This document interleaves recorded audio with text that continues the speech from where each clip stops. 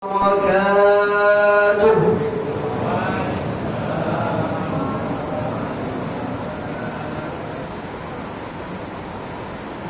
الله أكبر الله أكبر الله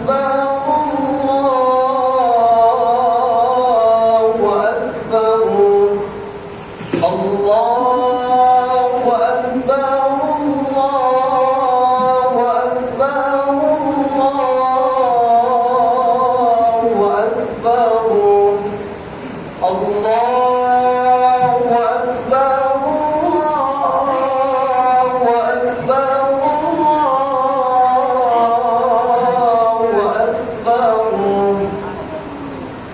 الله أكبر كبيرا والحمد لله كثيرا وسبحان الله بكرة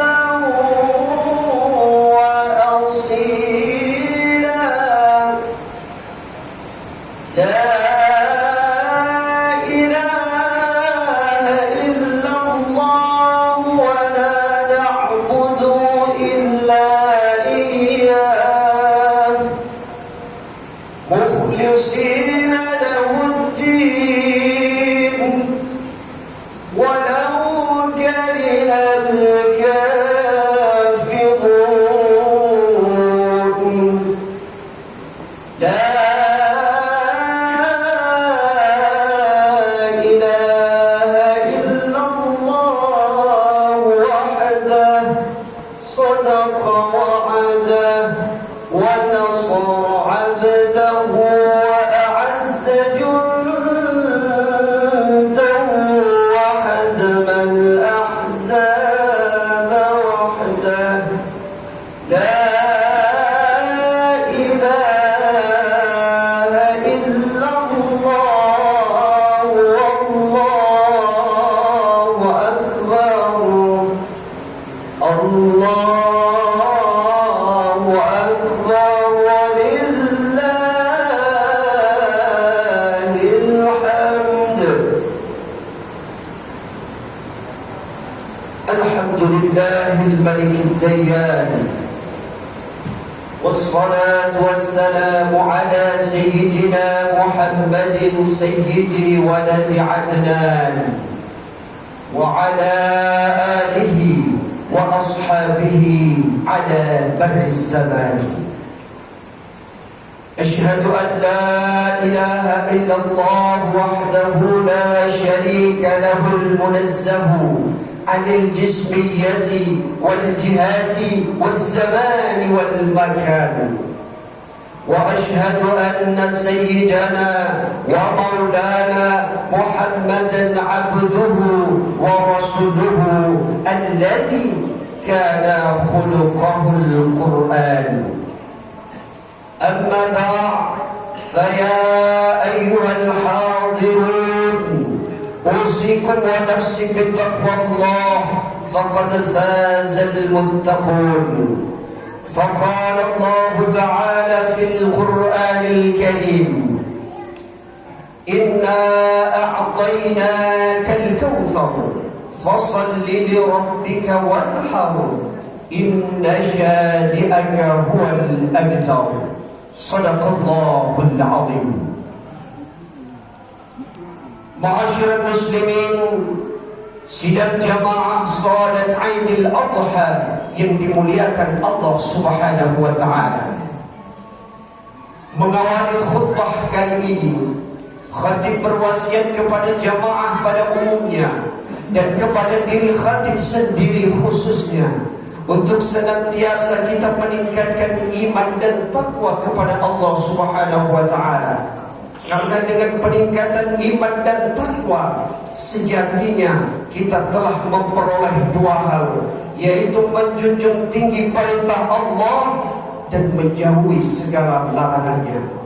Sebagaimana disebutkan dalam sebuah hadis yang diriwayatkan oleh Imam Muslim, Rasulullah bersabda, "Al-imanu yazidu wa yanqus, yazidu bil ta'ati wa yanqusu bil ma'siyati." Iman itu sifatnya dinamis, bisa bertambah dan berkurang. Bertambah karena ketaatan kita kepada Allah Subhanahu wa Ta'ala, dan berkurang karena kemaksiatan yang kita lakukan kepada Allah Subhanahu wa Ta'ala.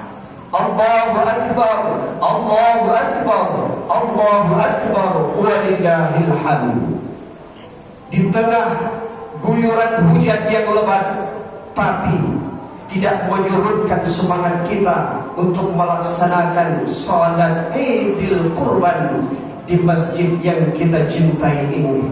Bapak Ibu, sidang jamaah salat Idul Adha yang dimuliakan Allah Subhanahu wa Ta'ala, izinkan khatib menyampaikan satu khutbah singkat di hari raya Idul Adha yang berjudul merefleksikan risalah kenabian Ibrahim dalam kehidupan keluarga melalui ibadah kurban.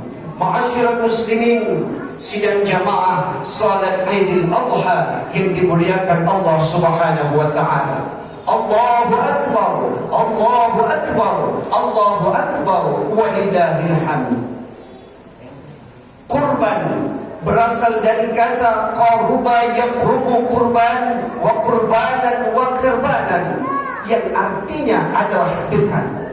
Sedangkan dalam istilah agama, kurban sering disebut dengan udhiyah, jamak dari dhahiyah yang berasal dari kata dhaha, yaitu waktu duha. Dari sinilah awal munculnya istilah Idul Adha. Lalu dapat kita simpulkan bahwa ibadah kurban atau udhiyah merupakan ibadah untuk mendekatkan diri kepada Allah Subhanahu wa Ta'ala dengan menyembelih hewan kurban pada waktu duha, tepatnya pada 3 hari tasyrik, yaitu tanggal 11, 12, dan 13 bulan Zulhijjah. Dan hukum berkurban adalah sunnah muakkad atau sunnah yang dikuatkan oleh Rasulullah sallallahu alaihi wasallam, dan Rasulullah tidak pernah meninggalkan ibadah kurban semenjak disyariatkan oleh Allah Subhanahu wa Ta'ala sampai beliau wafat. Sebagaimana landasan hukum dalam Al-Quran disebutkan, a'udzu billahi minasyaitonir rajim. Bismillahirrahmanirrahim. Inna a'tainakal kautsar fasholli lirabbika wanhar. Inna syani'aka huwal abtar. Shadaqallahul azim. Yang artinya, sesungguhnya kami telah memberikan kepadamu wahai Muhammad nikmat yang banyak, maka salatlah karena Tuhanmu dan berkurbanlah. Sesungguhnya orang-orang yang membencimu dialah orang-orang yang terputus dari rahmat Allah Subhanahu wa Ta'ala. Allahu Akbar, Allahu Akbar, Allahu Akbar, walillahil hamd. Ma'asyiral muslimin, sidang jamaah salat Idul Adha yang dimuliakan Allah Subhanahu wa Ta'ala.